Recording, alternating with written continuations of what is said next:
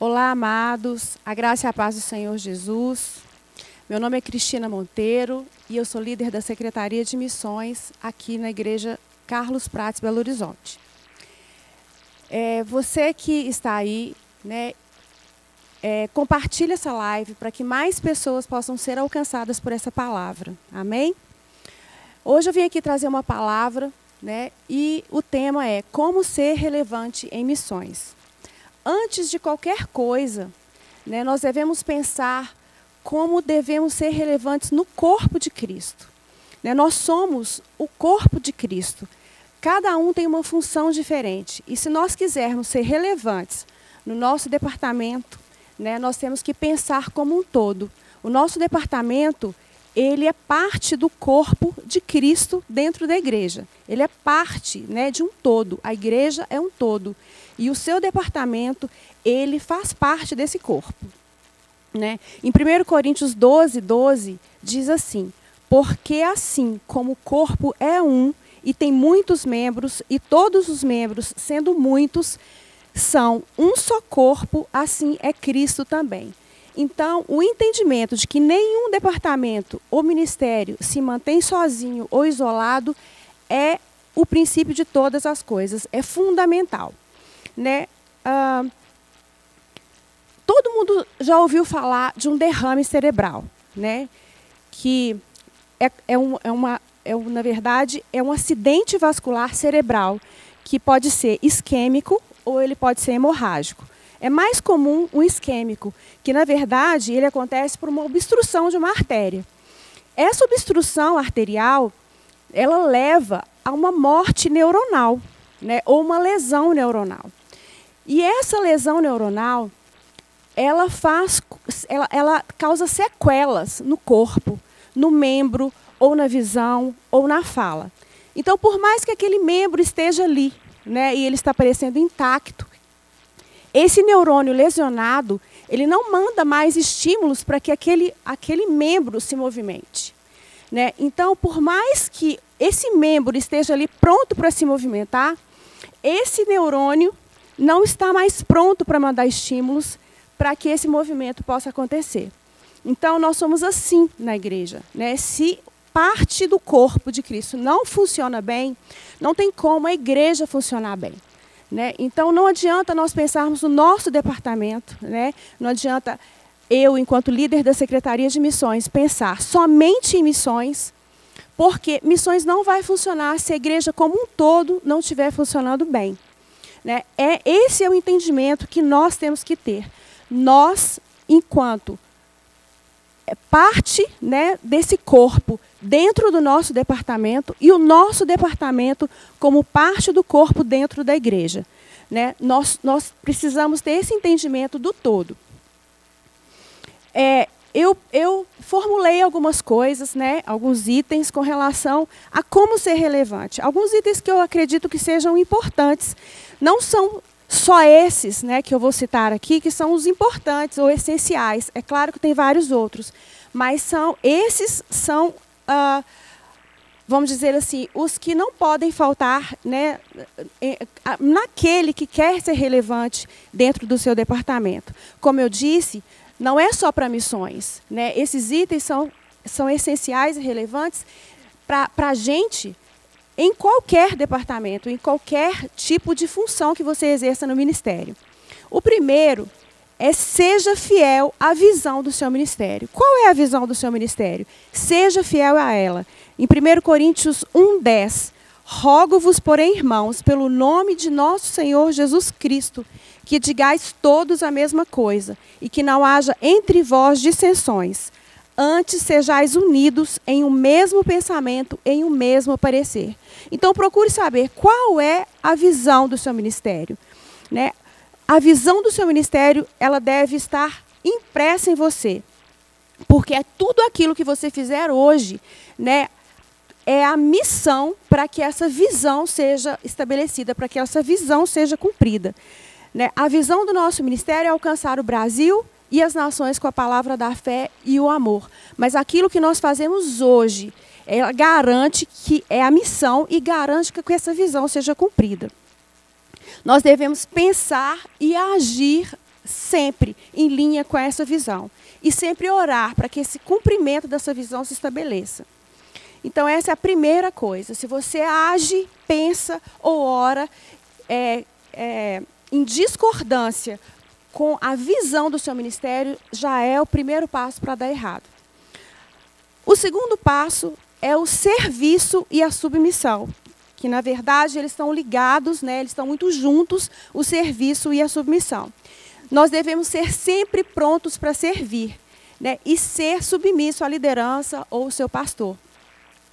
Não é subserviência, é submissão, né? Não é uma submissão cega, né? Não é fazer coisa errada, mas é ser submisso à visão da sua liderança, à visão do seu pastor.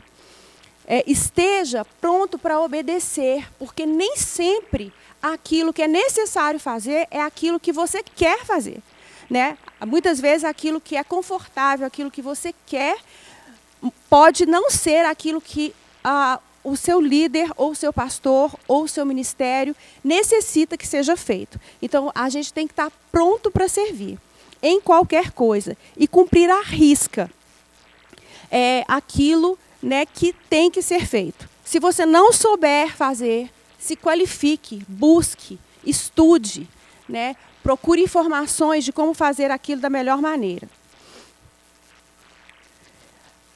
Segure os braços da sua liderança, do seu pastor, né? Em Êxodo 17, mostra que Arão estava em guerra, né? Os israelitas estavam guerreando contra os amalequitas. E todas as vezes que Arão levantava sua mão, que Moisés levantava sua mão, os israelitas venciam. Porém, ele se cansou, né? E o que aconteceu? Arão e Hur foram os apoiadores. Então, em Êxodo 17, 12, 13, diz assim: Arão e Hur apoiaram Moisés até o pôr do sol, para que os israelitas vencessem a batalha contra Amaleque. Né? Eles apoiaram. Então, você tem apoiado o seu pastor, você tem apoiado a sua liderança naquilo que é preciso para que aquele propósito seja cumprido, para que haja sucesso naquilo que é feito. Né? Você tem apoiado, você tem perguntado o que é preciso que seja feito. Né? Porque muitas vezes, quando a gente chega na igreja, nós queremos ser abençoados. Nós queremos oração, nós queremos auxílio. Né? A igreja está pronta para auxiliar, a igreja está pronta para orar, a igreja está pronta para lançar uma palavra sobre a sua vida, a igreja está pronta para te alimentar, né? Para te fazer crescer com a palavra.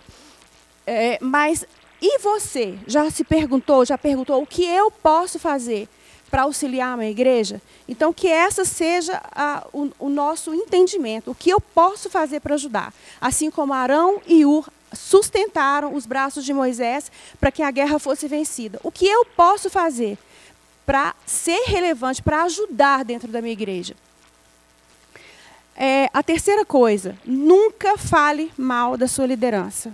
Seja, né, quem for a sua liderança, nunca, ao menos, na minha visão, ao menos nunca pense mal, porque o pensamento vai gerar confissões.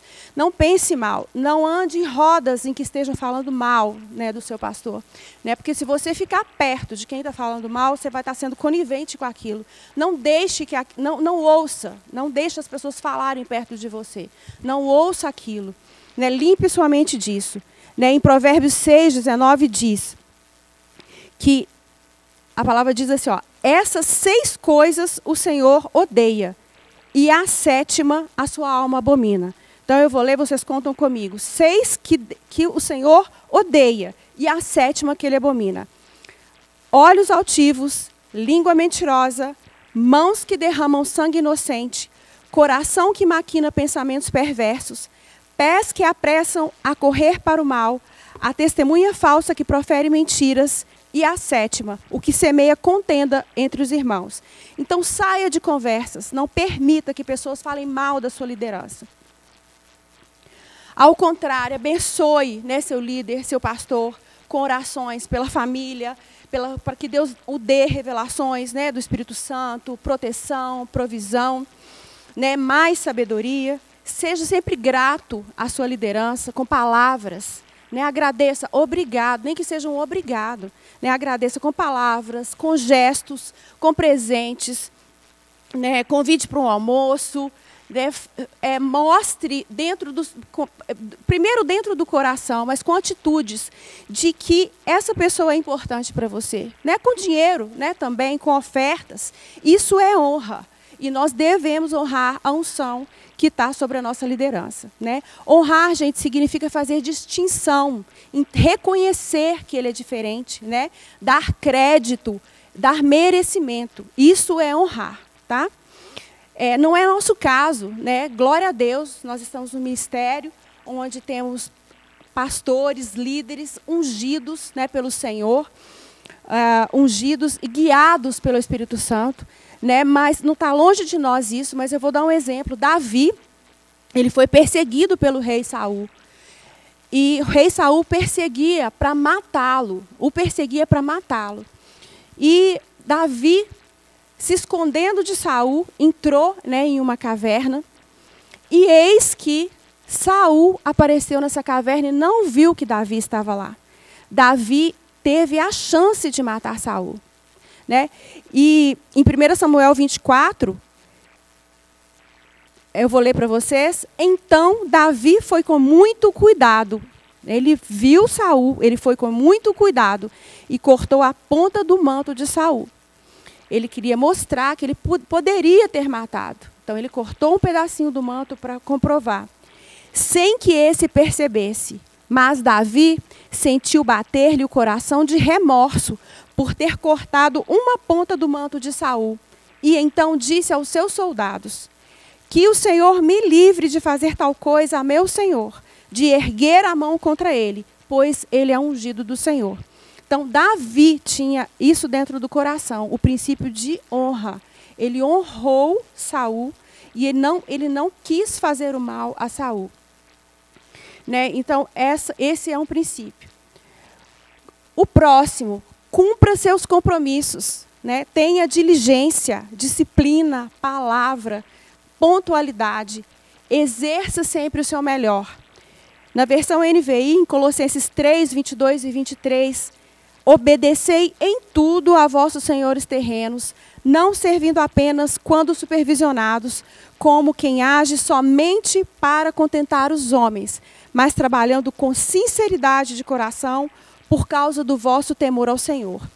E tudo quanto fizerdes, fazei-o de todo o coração, como para o Senhor, e não para homens. Então, faça tudo com diligência, faça tudo com amor, dentro da sua capacidade, exerça o melhor. Né?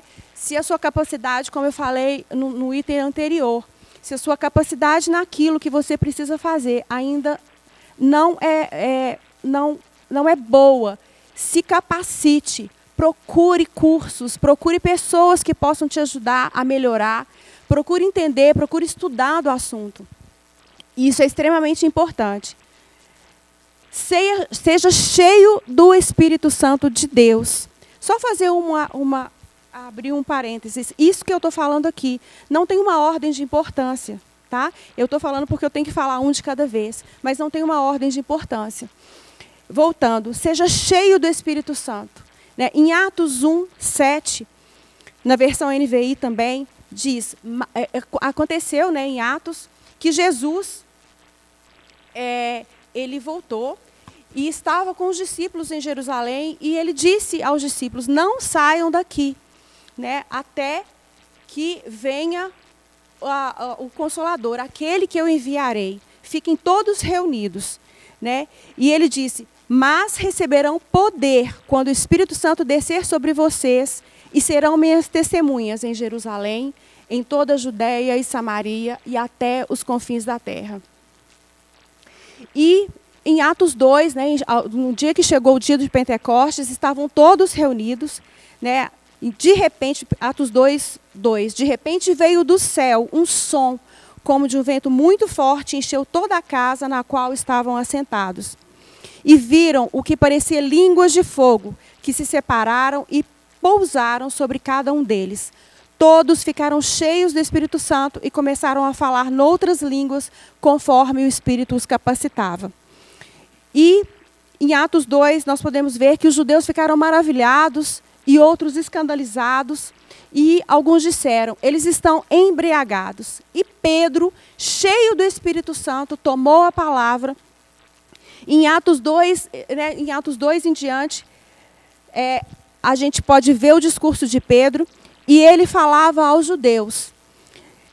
E trouxe aos judeus a memória, do que foi dito por intermédio do profeta Joel, que disse: e acontecerá nos últimos dias, diz o Senhor, que derramarei do meu espírito sobre toda a carne.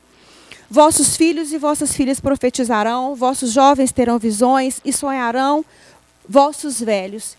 E ele começou a discursar e falar que aquele Jesus, que os judeus que não tinham acreditado nele como o Messias, como o Filho de Deus, esse Jesus, que enviou o Espírito Santo até eles. Que tudo isso era manifestação do Espírito Santo de Deus. E que prodígios e maravilhas aconteceriam. Depois ele falou também que tudo isso aconteceu por profecia também de Davi. Em Atos 2, a gente vê todo o discurso de Pedro. E Pedro estava cheio do Espírito Santo. E o que aconteceu? 3.000 pessoas se renderam, ao Senhor, se renderam a Jesus, aceitaram, o Jesus, por causa de um homem que estava cheio do Espírito Santo de Deus. A ponto de, em Atos 5, os doentes serem levados para as ruas, para que, quando Pedro passasse, a sombra dele pudesse curar esses doentes.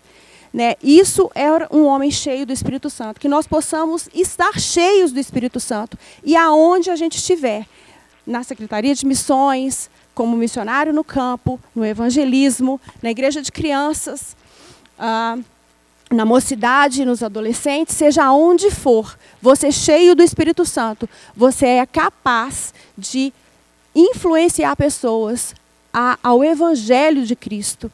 Influenciar pessoas a essa palavra, ao entendimento de que Jesus Cristo é o nosso Salvador, de que a palavra de Deus ela é verdadeira para transformar vidas, para transformar situações. É isso, é estar cheio do Espírito Santo que vai fazer diferença. É o Espírito Santo que nos guia, ao serviço de anunciar o Evangelho. Eu coloquei aqui como um último item, ser um ofertante e um dizimista fiel. Não adianta nós acharmos que somente ofertar para missões, nós vamos ser relevantes em missões. A Secretaria de Missões ela não sobrevive se a igreja não sobreviver. Você deve ser um dizimista e um ofertante fiel. Não adianta somente os jovens ofertarem no culto da mocidade. Não, minha oferta é aqui na mocidade, esse departamento é o melhor da igreja. Não existe isso. A mocidade não estaria ali, se não fosse a igreja funcionando. A mocidade ela é parte do corpo de Cristo dentro da igreja. E nós somos parte do corpo de Cristo dentro do departamento. Então, nada funciona se a igreja não funcionar. Nós devemos ser dizimistas e ofertantes fiéis. Devemos ser generosos com as pessoas, atentos às necessidades. Em Atos 20:35 diz: tenho-vos mostrado em tudo que, trabalhando assim, é mister socorrer os necessitados e recordar as próprias palavras do Senhor Jesus. Mais bem-aventurado é dar do que receber. Todos esses princípios de ofertas e dízimos com relação à semeadura, a dar e receber, nós temos que estar impressos dentro de nós. Porque a igreja funcionando, todos os departamentos funcionarão. Missões também funcionará. Aquele que tem o coração correto para ofertar e dizimar na igreja, ele tem o coração correto para fazer uma oferta de amor para missões. Quando uma pessoa que é dizimista e ofertante fiel e entende a necessidade, para ela, inclusive, de ofertar, ela vai entender também que ela precisa ter essa disponibilidade no coração para realizar essa oferta de amor para missões. De entender que essa pessoa que vai ser alcançada com esse valor monetário, muitas vezes ela não vai conhecer. Às vezes ela está em outro continente. né? Mas essa oferta chegará até ela. Ela tendo esse entendimento, ela é relevante em missões. Então, concluindo, a minha mensagem é simples e curta, né? Nós só seremos relevantes em missões ou em qualquer área ministerial, seja ela qual for, evangelismo, adolescentes, crianças, seja qual área for, se nós tivermos o entendimento do corpo de Cristo, né? Tivermos o entendimento de que nós somos parte de um todo. Quando nós tivermos os olhos, o entendimento e o coração fitos numa mesma visão, né? Em 1 Pedro 4 diz: cada um exerce o dom que recebeu para servir aos outros, administrando fielmente a graça de Deus em suas múltiplas formas. Se alguém fala, faça-o como quem transmite a palavra de Deus. Se alguém serve, faça-o com a força que Deus provê, de forma que em todas as coisas Deus seja glorificado mediante Jesus Cristo, a quem sejam a glória e o poder para todos sempre. Amém. Então, não basta nós conhecermos a palavra, mas nós temos que manifestá-la em atitude, né? Eu espero ter podido ajudar você. Essa palavra realmente não é só para missões, né, ou um missionário, ou aquele que deseja cumprir um chamado missionário, mas é para todo aquele que deseja ser relevante no corpo de Cristo. Amém? Eu agradeço, eu espero que eu possa ter ajudado vocês de alguma forma. Obrigada, sejam abençoados na prática da palavra.